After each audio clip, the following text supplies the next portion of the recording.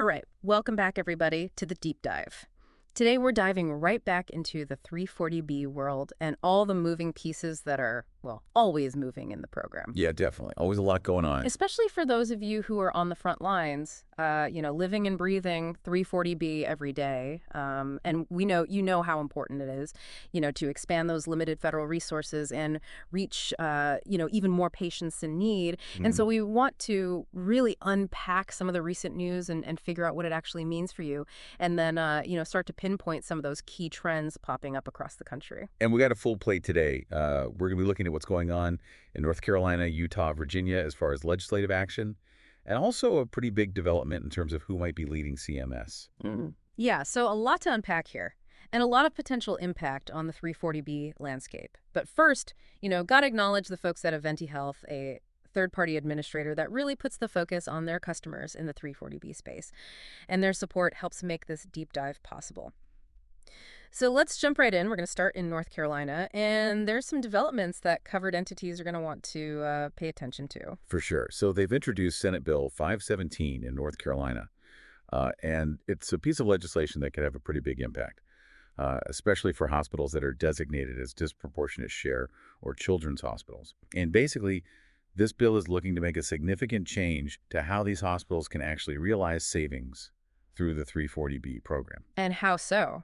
How would it actually restrict those savings? Because that sounds like a pretty fundamental shift. Yeah, so essentially what they're trying to do is cap the payment these hospitals would receive for 340B drugs to no more than their acquisition costs. So basically what they paid to get them. Yeah. So this would, for all intents and purposes, eliminate their ability to generate savings on those drugs. And as you know, those savings are what allow covered entities to, really maximize the use of those limited federal resources to provide a wider range of services to more patients. Right, so kind of going against the intent of the program, as we've been talking about. Yeah, exactly. And so undermining that could have, serious consequences for these hospitals. But what I find interesting is, it's got bipartisan backing. In fact, the co-chairs of the Senate Healthcare Committee are on this bill. So, that seems like a pretty strong momentum to me. Yeah, and that's definitely noteworthy. I will say the North Carolina Healthcare Association is still reviewing this and other recently filed legislation.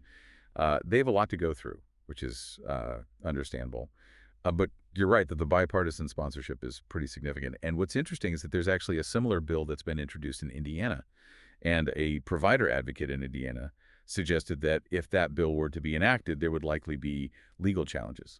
So that gives us an indication that there's going to be some pushback on this type of restriction on 340B. It's not just limiting those savings, though. This bill also proposes new annual reporting requirements for all covered entities. And they're pretty extensive. It seems like they really want to get a lot of detail on the 340B operations. Absolutely. If this becomes law, every 340B covered entity in North Carolina would be required to submit a pretty large amount of data every year. And this information would actually be made public. So, we're talking about things like how much did it cost to acquire the 340B drug versus the total payment received for those drugs, and broken down by payer types, Medicaid versus private insurance and so on. It's a lot of detail there. Anything else they'd have to report? Yep.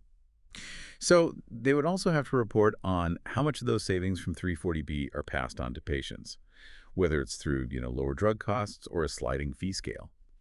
And also, the percentage of their total prescriptions that are filled with 340B drugs. And that's not even all of it. They would also need to disclose their total operating costs, including the amount of charity care they provide. And then a breakdown of all 340B-related payments made to contract pharmacies, third-party administrators, and pharmacy benefit managers, and even want to know how many of their contract pharmacies are within North Carolina versus out of state. So really getting into the nuts and bolts of the program in North Carolina. Wow. That is an incredible amount of scrutiny. It almost feels like an attempt to paint a very specific picture of how the program is actually being used. And you mentioned a contested report from the state treasurer last year. How does that factor into this new bill? Right, so that report basically alleged that some state 340B hospitals were overcharging, particularly for oncology drugs. So this seems to be playing a role in the current legislative landscape. Now, hospital advocates at the time really pushed back against that report. And particularly took issue with the methodology used, Yep. and argued that it didn't reflect, the complex care they provide. But some folks that are allied with the pharmaceutical industry have used that report to suggest that there are potential abuses within the 340B program. And if you consider that North Carolina actually has a pretty significant presence of major drug manufacturers, maybe it's not surprising to see this kind of legislative effort taking shape. But you mentioned that unusual bipartisan support, so there could also just be this kind of shared concern about rising healthcare costs, or a perception that the program is being used in a way that it wasn't designed for, regardless of the implications for patient care access. So it's a very complex situation. You've got the report, the influence of the pharmaceutical industry, and now this bill that's proposing these restrictions and reporting requirements. It's a lot. Right. And you also mentioned that North Carolina isn't alone in this. Exactly. So they're one of 11 states in 2025 that have introduced some kind of legislation dealing with 340B provider reporting. And we've seen similar bills gaining some traction in states like Idaho, Indiana, Michigan. Some have even passed through legislative committees, and Minnesota, Maine, and Washington have actually already enacted these kinds of laws. So there's definitely a trend emerging here toward increased state-level oversight and data collection on the 340B program. Okay.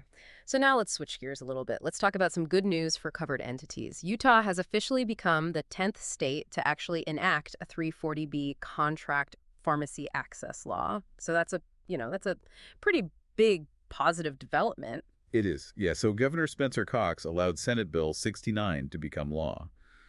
He didn't actually sign it, but it went into effect on May 7th. And the key part of this law is that it prevents drug manufacturers from placing restrictions on the delivery of 340B drugs to contract pharmacies. And this would include any limitations that might be placed through claims data requirements, which have been a major point of contention and a real barrier to access in some cases. And so this is a huge win for maintaining flexibility in the program and making sure patients can, actually get their medications in a way that's convenient for them. Right. And it sounds like this bill had pretty overwhelming support in the Utah legislature. It did. It passed the Utah House 71-4 and the Senate 26-1. So that really shows a strong bipartisan consensus. And Utah is now the second state in 2025, after South Dakota, to pass this type of law. We've also got similar bills that are waiting for action in North Dakota and New Mexico. And overall, more than 25 states have actually introduced contract pharmacy bills this year. So there's definitely a lot of momentum building at the state level to really safeguard contract pharmacy access. So, as I mentioned, the governor didn't sign the bill, but he did allow it to become law. And he did release a statement saying that he supports the intent of the bill, but he also expressed some broader concerns about the federal 340B program. So, I guess I'm wondering, what were those concerns about? Right. So in his letter explaining his decision, he basically said that he's very supportive of making prescription medications more accessible for people in Utah who are uninsured and low income. And he actually acknowledged the benefit that the law would bring to Utah hospitals. But he also said that he's concerned about the overall effectiveness and transparency of the federal 340B program as a whole. He basically indicated that he thinks there's room for improvement at the national level. And he also pointed out that the Utah bill doesn't require hospitals to pass along the cost savings directly to patients. So it's a nuanced position, Yeah. He's acknowledging the immediate positive impact that it would have on his state while also raising concerns about the bigger picture, the federal framework of the program. So, sort of acknowledging the good while also pushing for potential reforms at the federal level. Interesting perspective. What about the Utah Hospital Association? How did they react? Well, as you can imagine, they were very pleased with the outcome. And their CEO made a statement basically emphasizing that the 340B savings aren't necessarily meant to provide direct discounts to every single patient, but rather to provide resources for overall patient care and to be able to offer a wider range of services. So they saw this as a good sign of support for Utah residents and for the essential role that hospitals play in their communities.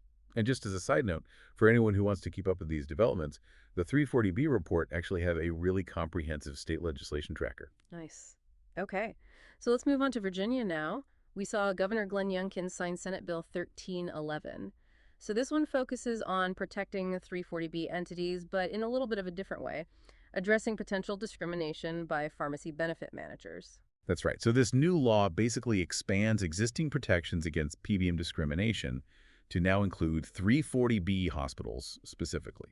And it actually builds on a 2022 law that already protected other 340B grantees from those discriminatory practices by PBMs and insurers. And the key change is that the legal definition of a covered entity in the state now includes hospitals. So that makes sure they're getting the same protection against those unfair practices. And it sounds like this legislation had really strong bipartisan support. It did. It passed both the Senate and the House unanimously. So that shows pretty broad agreement on the importance of protecting these hospitals from those kinds of actions so that they can continue to provide essential care. So why was it necessary to update the previous law? I mean, it sounds like it was already addressing this to a certain degree. Right. So according to the Virginia Hospital and Healthcare Association, the problem was that the old law didn't specifically include hospitals in the definition of covered entity. And that created this conflict with the broader federal 340B statute. So the new legislation essentially fixes that technicality, and it aligns the state law more closely with that federal definition. And this is something that we've seen many other states do as well. It's important to keep things consistent. Right. So now it's kind of interesting when you contrast this action with Governor Youngkin's veto of a 340B contract pharmacy access bill last year. It's almost like we're seeing this, inconsistent stance on different aspects of the program, right?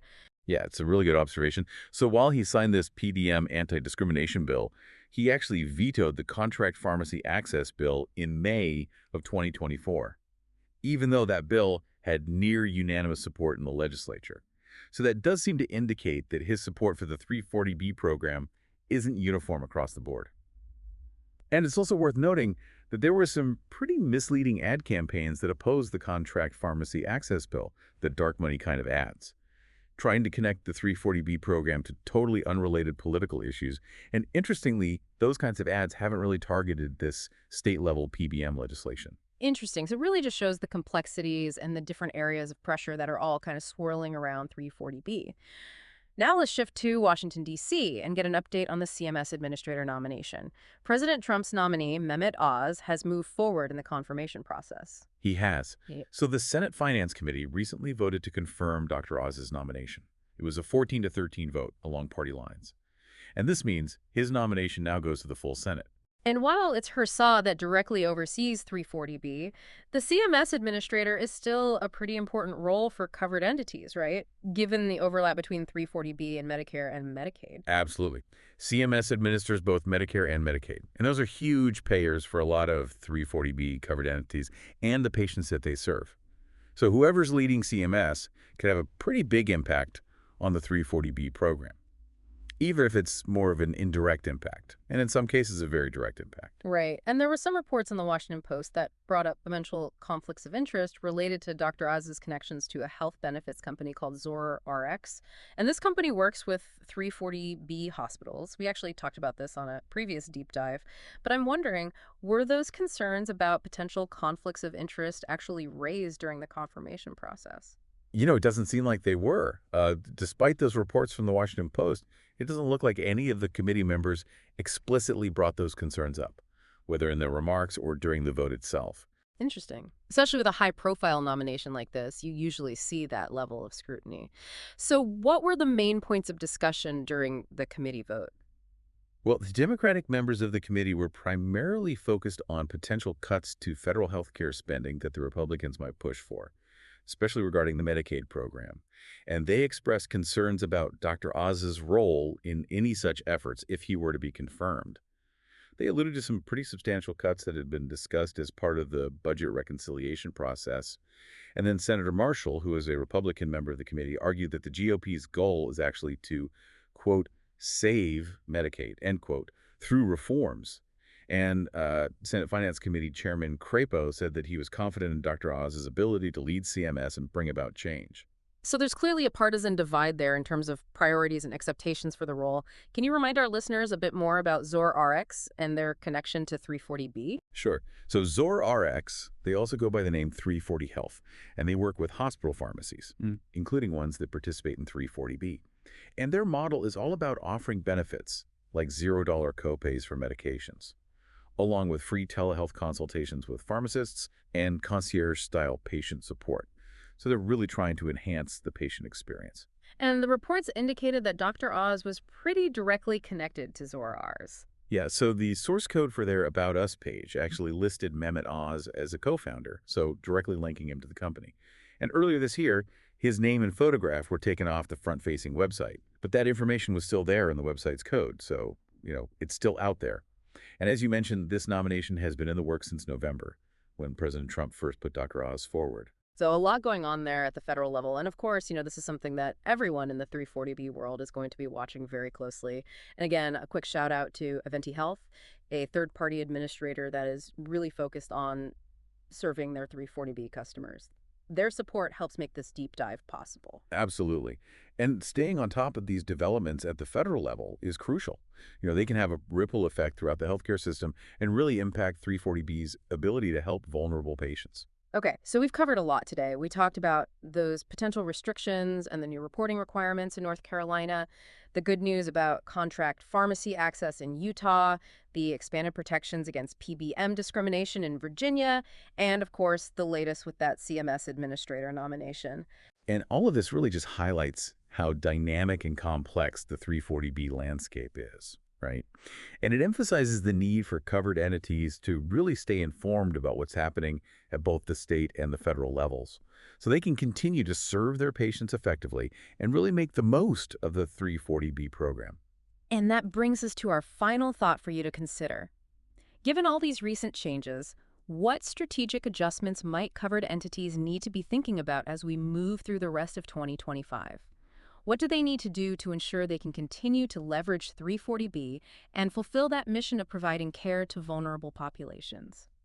We really encourage you to dig into some of the resources we've mentioned, especially the 340B report, for more details and to consider how these specific changes might affect your organization. Thank you for joining us for this deep dive. We'll see you next time. See you next time.